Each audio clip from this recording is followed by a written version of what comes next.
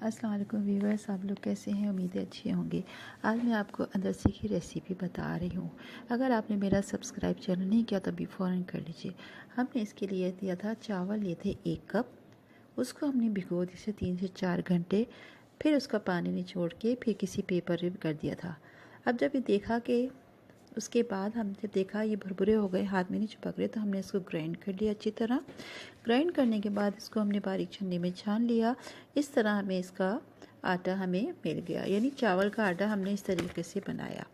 फिर हमने इसको बना के छान के एक तरफ कर दिया। फिर एक हमने लिया है आटा, चावल का आटा 1 कप, सूजी चौथाई कप, और चीनी लिए हमने चौथाई कप, और हमने अंडे की सफ़ेदी ली है 1 अदद,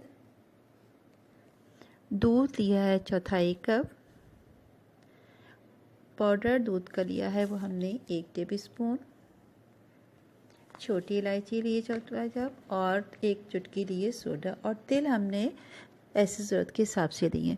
कुछ तिल हमने आटा जब इसका मिक्स करके बना रहे थे तो उसमें शामिल कर दिए, कुछ हमने फ्राई करने के लिए। हमने एक भगोना लिया, उसमें हमने दूध डाल दिया, लेकिन फ्लेम हमने बहुत कम की थी। फिर उसमें हमने चीनी शामिल कर दी और हम इसको मुस्तकिल चलाते रहे।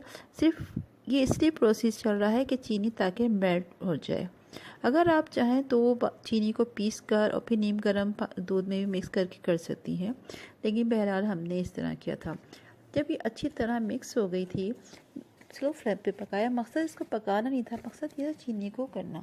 फिर हमने मैदा जो था, चावल काटा और उसमें सूजी डाल दी थी, और उसमें हमने फिर डाल दिया था इसके सोडा। ये तमाम सूखे आइटम हमने पहले डाल दिए थे ताकि इसको अच्छी तरह ये मिक्स हो जाए, क्योंकि हम इसमें अंडा भी अभी शामिल कर देते तो वो सब अच्छी तरह मिक्स नहीं होता। इनको अच्छी तरह मिक्स करने के बाद तिल जो थे वो भी डाल दिए थोड़े से और मिक्स कर दिए। फिर अब हमने इसमें शामिल कर किया था सफ़ेदी, अंडे की सफ़ेदी शामिल की थी इसके बाद हमने, और इसको मिक्स किया।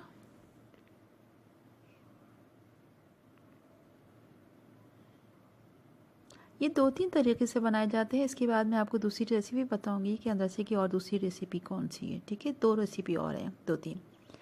इसके बाद हमने जो दूध पकाया था जिसमें चीनी थी डाली थी, वो हमने इसमें डाल दिया और स्पून से मिक्स करते रहे। फिर उसके बाद मज़ीद दूध डाला और इसको गूंद दिया, जैसे आटा गूंदते हैं इस तरह गूंद दिया, नहीं बल्कि हाथ से यूँ सर मसला इसको मसल के आटा जैसे बनाते हैं ना, डो बनाते हैं, वैसी ही हो गई। फिर इसको हमने आधा घंटा तकरीबन नॉर्मल टेम्परेचर पे रखा रूम में। फिर इसको हटाया, फिर दोबारा इसको अच्छी तरह मसलने के बाद हमने इसके छोटे छोटे पेड़े बना दिए। प्लेट में हमने पहले से तिल जो है बिखेरे हुए थे और उसके ऊपर ये रखते गए। फिर जब हमने इसको फ्राई किया था, फ्राई करने से पहले भी इसके ऊपर तिल डाल के और गोल गोल अच्छी तरह हाथ से किया, दबा दिए ताकि तिल ना निकल ना जाए। तिल इस तरह फिर हमने इसको एक घी लिया फ्राई में और उसको गर्म करके इसको फ्राई किया। इसको स्लो फ्लेम पे पकाते हैं, अगर हम तेज़ फ्लेम पे पकाएंगे तो ये जल जाएंगे। व्यूअर्स, अगर आपने अभी भी हमारा चैनल सब्सक्राइब नहीं किया तो फ़ौरन कर लीजिएगा ताकि हमें हर आने वाली वीडियो आप तक फ़ौरन पहुँचे। ये देखिए मीडियम फ्लेम में, इतना तेज़ नहीं है कि फ़ौरन जलना शुरू हो जाएंगे। इस तरह करने से बहुत टेस्टी बनते हैं। अभी और भी रेसिपी हैं ये बनाने की, मैं आपको और भी इसकी रेसिपी अपलोड करूँगी इंशाल्लाह ताला। बस आप मिस नहीं करिएगा मेरा चैनल। जो हमने बनाई थी फ्राई की हुई, ऊपर तिल लगा के हाथ से दबा के फिर इसमें हम लोग डालते गए। इस तरह करने से तिल जो है गिरते नहीं है, वरना क्या होता है तिल जो है बिखर के ऑयल में आ जाते हैं और वो फिर इसमें नहीं रहते। इस तरह काफ़ी हो गए ये अच्छे, देखिए बिल्कुल प्यारे से कलर आ गए हैं, गोल्डन ब्राउन हो गए हैं। गोल्डन ब्राउन होने के बाद हमने इसको देखिए अभी भी स्लो, इसको हमने डिश आउट किया, डिश आउट करने किया और फिर थोड़ा देर नॉर्मल आ गया तो हमने खाई। इंशाल्लाह बहुत जल्द फिर नई रेसिपी के साथ आपके हाजिर होंगे। अपना ख्याल रखिएगा, दुआ में याद रखिएगा।